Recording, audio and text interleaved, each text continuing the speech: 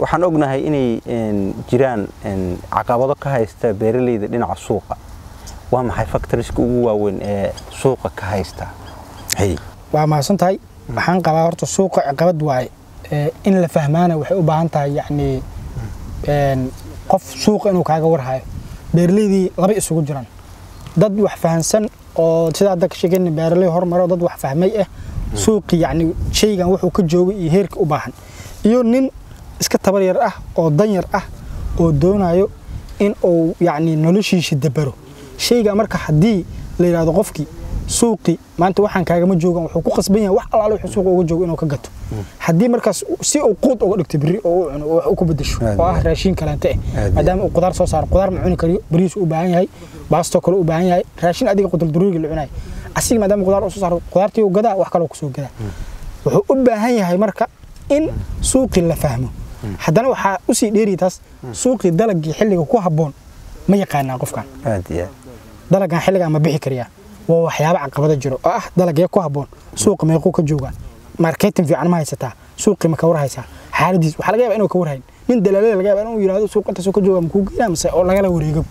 oo ninka wax kale ka faa'iido way dhacdaa mararka qaar ninkan uu taas isaga qanco marka caqabada ugu badan oo suuqa ka haysta way fahan laan oo ah qofkii qof waaqic la socdo maahan oo qof iska traditional wax u beeranay wixii soo go'ay wuxuu rabaa inuu quud ku bedesho saas daraadeed hadii uu liiraad intaani wax kaaga joogan aan intii uu ku qanca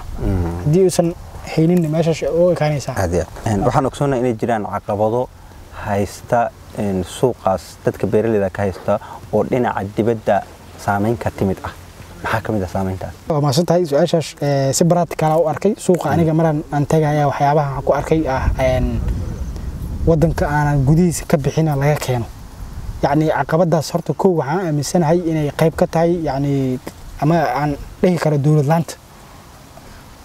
laan hadda sax ma dhihi karo dawlad way jirtaa laakiin awoodan ka hadlaya capacity-ga dawladda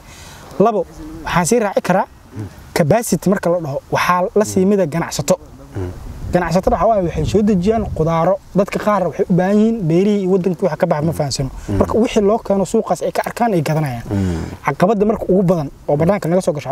wadamada dariska ama wadamada naga sheehada diyaarad ama markab wax loo keeno qudaartooda qudaartii marka high quality waa wax laga soo taxadiray waa wax suuq loo wado waa nin fahansan waaqici jiri waa qudaar siidkeeda la improve garay ninkan waxa haysto caqabad insect caqabad oo disease caqabad fungi wax walba soo haystay waxa laga yaabaa wixii wax meel barabara kale inuu suuq geeyo wixina wax aan kayd si gal ahayn saas darteed marka wixii waxa la yiraahdaa laba biri ama biri way ku halaabeen oo ah wax la yiraahdo perishable wala iska daadinaya marka caqabada way jirtaa factor banaanka nooga yimid waa factorkaasna waxa access garay karo oo manage garay karo dawladda waa government u baahan tahay oo ah wax la yiraahdo food security inay gacanta ku hayso wax dibadda laga soo guufinayo wax gudaha in yani dibadda la hakiyo la yiraahdo tan gudaha aan badino si oo production-ka u bato dadkina wax u soo saaraan suuqina ugu furmo kaas marka xagga aan qaba in lagu xadidi karo marka caqabadaas jirto taas hadii furan tahay tan gudaha waa yaraana yani soo gudbiskiisi iyo suuqiisi labadaba waxaa jiro waxyaabo aasaasi ah oo u baahan yahay qofka beeraleyda ah inuu helo sida inuu helo waxyaabii carrada lagu baarayay inuu helo nafaqooyinkii inuu helo daawooyinkii inuu helo helitaankoodu ma u fududahay qofka beeraleyda inuu helo oo si fudud ma ku heli karaa mase caqabada ayagana ka jiro haddaad su-aashaas si kooban horta marka hore usoo koobo waa Soomaaliya hadda aan joogno uma heli kariyo haddii aan sii faahfaahiyo marka oo heli kariyo waxaan ka wadaa maanta awood uma lahan qofkii aan ku sheegay yani IDB-ga ku jiray markaan dib kugu laabso asha daay waxa suuqii waxay sourcelaan biyo ma awoodiyo haddii marka aan laga taageerin macna laga saacidin sidoo ku awooda inuu maanta soo gado si tayo leh wax buufin ah wax awoodaas dawladda ma u baahdeen meeshiis inuu ka soo baxo soo marka taas waxaan u tiiri karaa waa factor dhanka ah dawladii iyo awoodii dhanka siyaasadii xaqeedii ahayd iyo annagii dadka hadii ganacsato ahayn hadad kala ahaaneen oo aan fahansaneyn dhanka beeraha yani muhiimadda uu leeyahay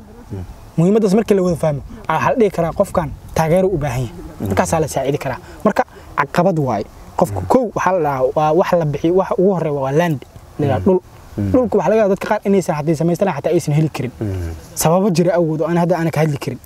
oo dhul uusan haysan laba waxa ku soo waa source-ga biyihi waa inuu san heli karin saddex waxa ku soo xigay yani wixii la gelinayo dhulki oo ah qalab ama fal makiinada noqoto wixii tagay qalabka casriga ah tubooyinka wax lagu waraabsado kale to drip irrigation ka noqoto wax walba yani waxaas oo dhan ma awoodo qofkan marka wuxuu u baahan yahay in laga taageero marka hadii uu doonayo in laga taageero wuxuu aad ugu baahan yahay dawladda kale ama dad ganacsata oo maal galiyo oo yiraahdo maxaa u baahan tahay oo yiraahdo waxaan maalinba marka waxa la ogaanaa baahi iyo caqabad jirto maalinba marka baahida la arko waa la dabooli karaa si loo daboolo marka wuxuu u baahan yahay taageeris supporting marka wuxuu u baahan yahay qofka wax ka taageero marka caqabadaas way jirtaa oo cid ka taageerta ma laha